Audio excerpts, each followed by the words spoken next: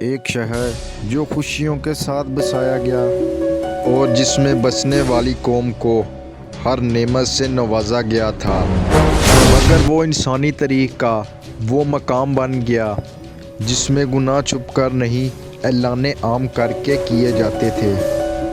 اس قوم کا جرم اتنا انوکھا اور اتنا بھٹکا ہوا تھا، انسانی تاریخ میں ایسی مثال کوئی بھی نہیں لکھی گئی۔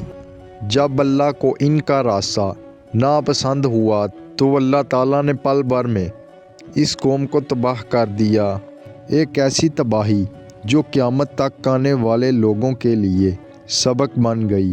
یہ قوم تھی حضرت لوط علیہ السلام کی، اور اس شہر کا نام سدوم تھا، جو آج کے دور میں جورڈن اور فلسطین کے درمیان موجود دو بستیوں میں سے ایک تھا، ایک سدوم اور دوسرا عمورہ۔ سدوم وہ زمین تھی جس میں چشمے بہتے تھے، اس کے سرسبز و شاداب باغ تھے اور فصلیں ہری بھری تھی۔ لوگوں کو اس بات کا گمان تک نہ تھا کہ یہ زمین انہیں بھی ایک دن انکار سنائے گی۔ یہاں کھجوروں کے درخت بھرے پڑے تھے، پانی میں خوبصورت مٹھاس تھی۔ قدرت نے اس زمین کو جتنا بھی نوازا تھا، یہاں کے لوگ اسی طرح گناہ گار تھے۔ پہل تو چند لوگ گناہ میں مبتلا تھے، آہستہ آہستہ سارا شہر اس لت میں لگ گیا۔ گناہ اب راز اور اندھیرے میں نہیں رہا تھا، لوگ اب سرعام گناہ کرنے لگے، اللہ کے احکام کو مذاق سمجھنے لگے، اور شہر بابل میں حضرت ابراہیم علیہ السلام اور ان کے بھتیجے حضرت لوط علیہ السلام اللہ تعالیٰ کا پیغام پہنچا رہے تھے۔ حضرت لوط علیہ السلام وہ پہلے شخص تھے جنہوں نے حضرت ابراہیم علیہ السلام پر ایمان لایا۔ یہ رشتے کے ساتھ ہی نہیں بلکہ ایک ہی مشن پر تھے۔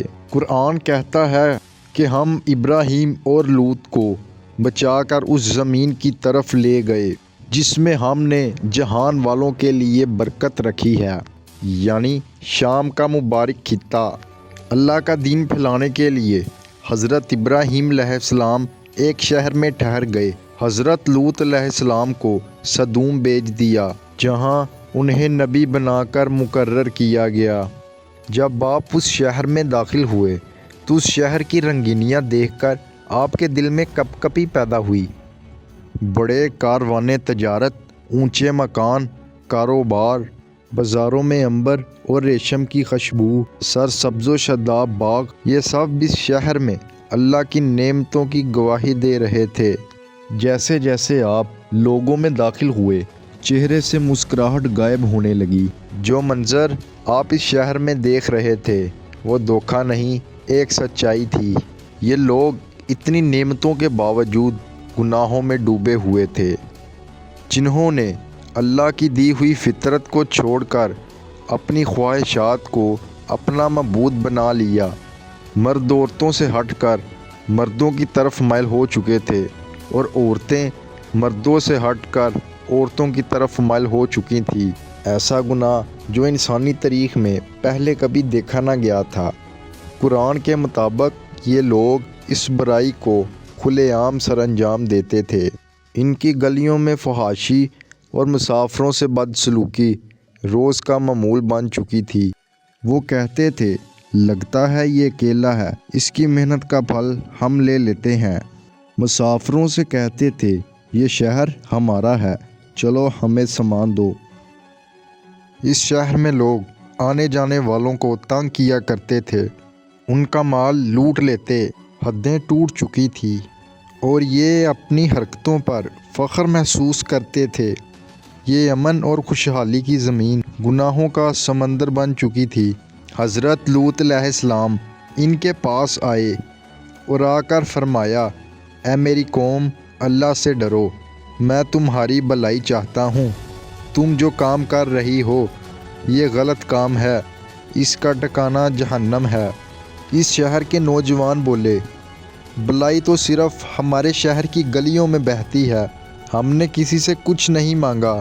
حضرت لوط علیہ السلام نے فرمایا، قوموں کا عروج ایمان سے ہوتا ہے، دیواروں کی اونچائی سے نہیں۔ ان کا سردار بولا، دیواروں کی بلندی ہم نے بنائی ہے، یہ ایمان کیا ہوتا ہے؟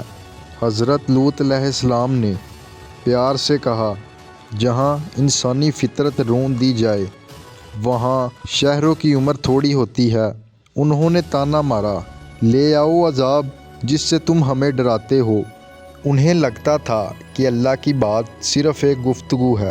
حضرت لوط علیہ السلام انہیں ایک دور تک سمجھاتے رہے۔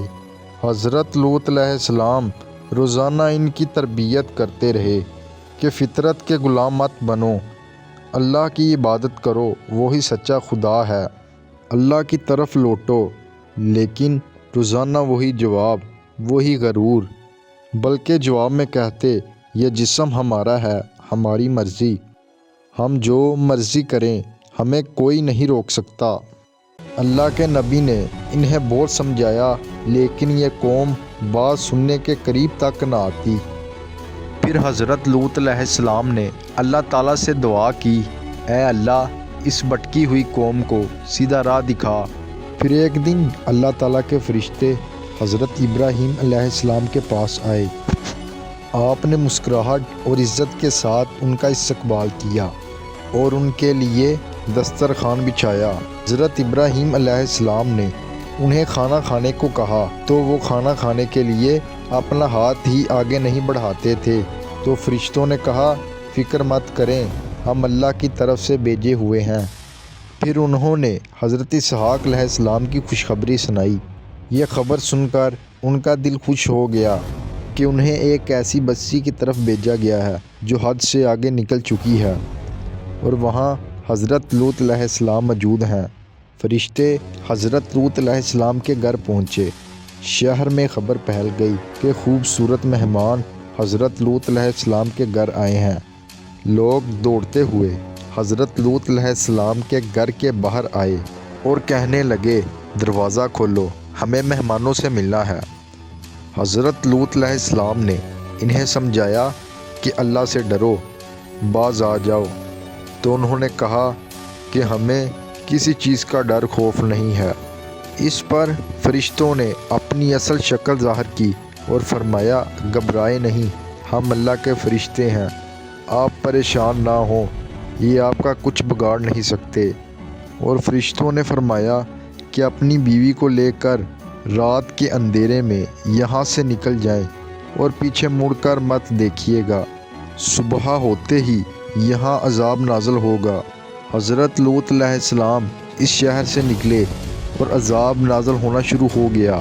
زمین لرز اٹھی، مکان الٹ گئے، پتھر ٹکرانے لگے اور خوفناک منظر بن گیا۔ بعض روایتوں کے مطابق اللہ تعالیٰ نے سارا شہر ہی الٹا دیا۔ نہ اپنے بڑے مکان، نہ ان کے سردار اپنے بڑے مکان اور نہ اپنی طاقت بچا سکے۔ لوگ چیخ رہے تھے اور ان کی ہنسی ختم ہو رہی تھی۔ ان کا غرور ہر پتھر کے ساتھ دفن ہو رہا تھا۔ پھر ایک وقت وہ آیا جب اللہ تعالیٰ نے سارا شہر ہی پلٹ دیا اور اس شہر کے نام و نشان ختم کر دیے۔ لوگ مٹ گئے، عالی شان مکان مٹ گئے، سب کچھ مٹ گیا، لیکن یہ واقعہ نہیں مٹا۔ یہ واقعہ قرآن پاک میں موجود ہے۔ یہ دنیا بنانے والے نے خود فرمایا ہے، یہ دنیا محض ایک دھوکہ ہے۔